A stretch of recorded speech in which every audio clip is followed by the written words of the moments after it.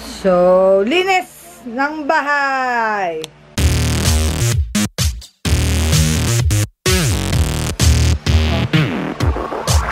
Maglilinis kami ng bahay. Ng kwarto ni ni Ate Ina. So, Diyos ko Lord, sobrang dumi. So, ito, hindi ko alam. Tambakan ni Bianca. Ito yung mga abubot ni koleksyon ni Ate Ina. Mga damit. Ito lang yung gamit ko dyan. Nakikita nyo yan. Ayan yung mga gamit ni Marcela. Naisip ko ring ayusin to kasi sobrang dumi na yan, no?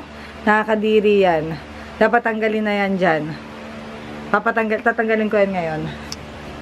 And then, siguro pabago ko na rin tong kortina. And then, ito, punasan to. Nakikita nyo, puro alikabok dyan sa likod. Yak! Tapos, ito, puro pagkain. And, ito, magbababas kami ng mga unan. Dyan. Toys ni Bianca. Siguro, ayusin ko na lang tong, tong cabinet niya. And ito ako. Napakaganda ko talaga. Diba talaga ganda ko ngayon naging nanay ako. And then, siguro ito, pikit mata muna tayo dito. Wag muna natin siyang papansinin. Pikit mata rin dyan. Ito yung sakit. Ay, may sakit to eh. Ano ba yun? Hoarder. Yan. Ito, naging hoarder na rin tong batang to eh. May nakitang basura doon. Gustong itago. 3 taon na hindi ginagamit ang ballpen. No, Bianca? Oh, sige. 3 taon binili namin sa Korea. Yung ballpen na yon? Korea. Hindi sa Korea yun. Sa tindahan lang yun. Sa kabit. Bahay. Hindi. Oh. Eto, mga damit ni Bianca yan. Ayusin na kaya rin natin mga damit mo, no? Pero ito, gusto ko tong gayusin. Ito, yung talaga. May rosaryo pang nakatiwangwang bigla. So, yan. Hopefully, maayos namin siya today. Pero kung di namin matapos, ano mangyayari, Bianca? Kung di namin matapos tong cleaning, bukas na lang. Sige, boy. So, habang naglilinis ako, si Marcela naman ay inaalagaan ng kanyang yaya. Yaya sa malolos. Yeah. Hilong-hilo na siya kasi ayoko bakit mo gusto ko lang matulog. And then, ito na yung una naming naayos. Pakita natin. Yes. So, sobrang dumi nito kung makikita. Basta sobrang dumi niya. So, unang lalagyan is yung mga pang beauty ni ate. Next is for school supply. So, madadagdagan pa yan mamaya kasi marami pa kami nakitang pwedeng ilagay dyan. Next is yung mga papeles, mga pictures. So, nakita ko nakatambak lang yung passport ni Ate Ina dito kasama ng mga basura. So, nilagay ko na dyan. Ito na may mga collections niya. So, may collection siya ng Starbucks. Puro Starbucks card yan. Barya. And then, yung mga shades. Si Bianca nag-ayos yan. And then, yung sa ilalim, yung hindi madalas gamitin na mga teki-teki na ewan ko kung kailan lang. Dati kong iPad nasira kasi nabaksak ko. Nang paulit. Kasi nung nagpapatimpla ko dati kay Ate Yanan nahulog. Oh my God. I'm watching Friends. Wait lang. Pause mo natin. Jun. So, kinanggal ko na yung gamit doon. And ito na yon. And ito na yung mga tapunin. Ay, sobrang dumi. And ito, baka bukas ko na ito, papaayos ko to kay Bianca. Ito, wala na yung mga unan. Papamigay na rin. Ito yung kay Marcela. So, ang bala ko, hiramin ko muna yung area na to. Kay Ate Ina, tsaka to. Itong ilalim, siguro. So, yun. Tapos, yun, wish me luck. Kasi, yan o, hello. Yan, taka ng buhok. Kasi, napakarami ko pang kailangan gawin. And, Ate Ina, hello, Ate Ina, you need a vacuum. Kasi, yung dumi, ay shit, grabe, is, nandito, hindi siya lumalabas. Yung alikabok. Dahil sa dust. And nakasarado palagi ang bintana. So, wala talagang lalabasan yung alikabok. Sige. Balitaan ko kayo. Babush! Muna. Babush for now. Pagod na ako. I'm marching French while working. Pagod na. Ayan na. Nalagay ko na doon yung mga gamit ni Marcela. And then, siguro ang next is daming tambak ni ate. Nagwalis na ako. Hindi man halata na nawalis na siya. Yan o, tamo. Lagay natin sa basurahan. Nawalisan ko na siya. And, ito na lang. Kukunin ko tong gamit na to para pag natutulog kami. Ito mo yan, yan. Meron kaming malalagyan ng gamit ni Marcela. Okay.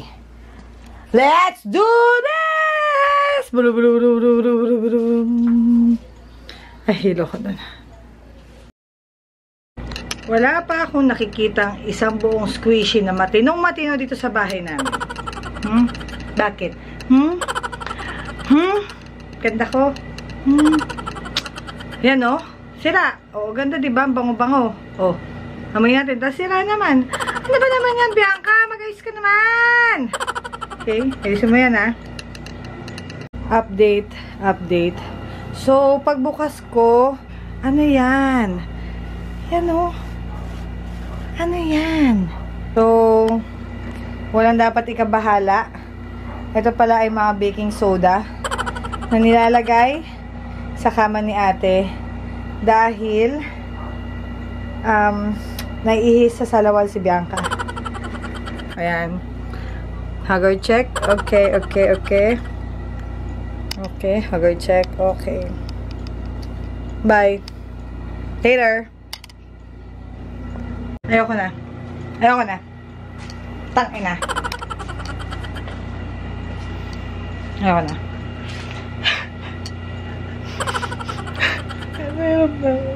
Joke. Ayoko nang maglinis. Napapagod na ako. So, I did my best. Mukha pa rin siyang madumi kasi sobrang dami pa rin niyang gamit. So, papakita ko na lang. So, mukha pa rin siya madumi kasi marami talagang gamit. So, dapat ang comment ko dito is magbawas ng gamit. That is the only solution.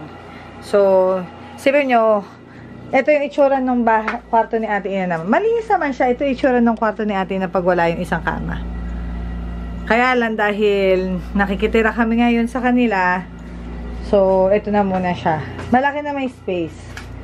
So, feeling ko kasya pa dito yung tsupa. Feeling ko matutuwa naman si ate Ina kahit papano. Kasi ito ang nalinis ko dyan eh. Ito. Wala na yung dumi. Ito, masalo na to. Isipin nyo yan, isang box ng basura na kuha ko dyan. And malinis na talaga siya sa loob. And kung ano yung mga kailangan niya, organized na rin siya. Tapos, dito, from here, na hindi napapansin, hindi rin siya mapapansin dito, pero at least, accessible siya. And I think, mas bagay siya dyan. Kasi dito nakikita, pagpasok mo makikita mo kagad yung tambak eh. Pag natanggal na yun sa amin, mas maganda na siya. Tignan. And then, eto, tanggalin ko na yung mga damit. Kailangan ayusin nila to. And, ayun, sige. Thank you! Ay, may finished product pa mamaya. Wala nga lang akong before and after. So, yun. Ito nga pala kami sa Korea.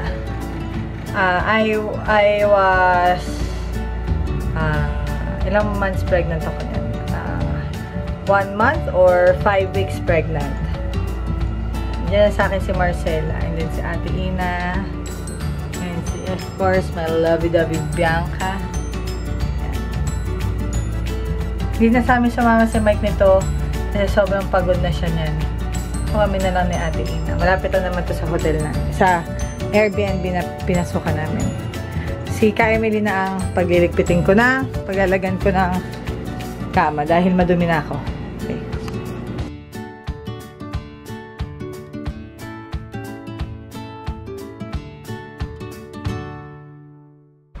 Say hi to Marcela. Nagkasakit siya. Ako, kailangan na palang uminom ng gamot. Check ko lang yung temperature niya. Kung mainit pa rin. Nawala rin sa isip ko. Check natin yung temperature ni Marcela. Pero kailangan na niyang dumede. Ang pangit naman, oh.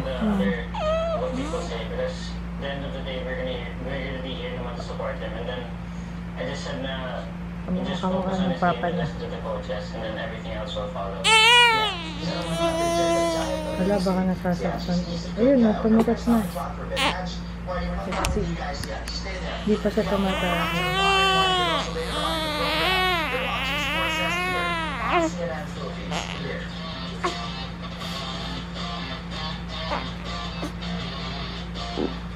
Yun, narinig niyo yun?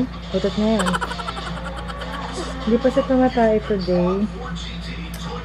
Ay, nako. Kain na, anak. Kailangan ko yata i-cold compress yung ano niya, uli namimigas. Yung bakuna niya. Ang kabilang bakuna niya okay naman. Pero minamasahe ko rin. Kina-cold compress ko rin. So, papadedein ko muna siya. Ready ka na, Marcela? Ay, check ko muna yung temperature niya. Later.